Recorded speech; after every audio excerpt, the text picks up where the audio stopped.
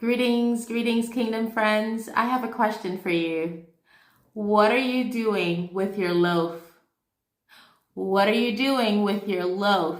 And if that question sounds weird, that's okay. But coming out of Matthew chapter 15, Jesus encounters a Gentile woman who came asking for her daughter to be delivered. Her daughter was demon possessed. And Jesus pretty much said, listen, it is not good to give the children's bread, to take the children's bread and cast it or throw it to the dogs. And her response was profound to Jesus. Her response in verse 27 of Matthew 15 is, yes, Lord, yet even the little dogs eat the crumbs which fall from the master's table. Then Jesus answered and said to her, O woman, great is your faith. Let it be to you as you desire. And her daughter was healed from that very hour. My question, what are you doing with your loaf?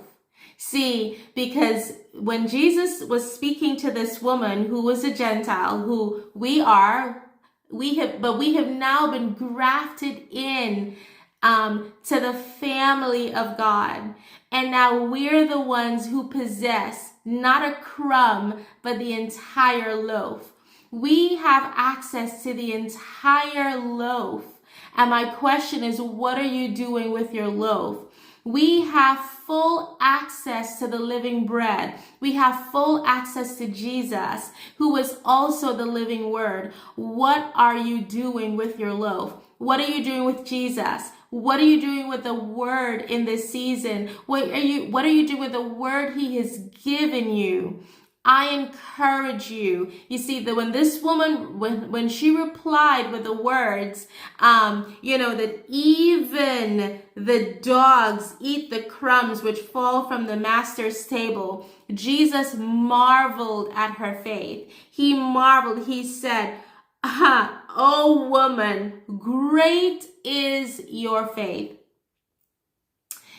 She left with a crumb, and it was enough to fulfill what it was that she desired.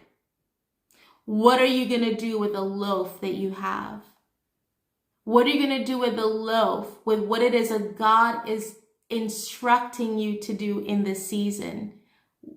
What he's placed in your heart to do in this season? What are you doing with your loaf? I encourage you that as Jesus looks down from heaven, may he also marvel at your faith. God bless you. Love and blessings.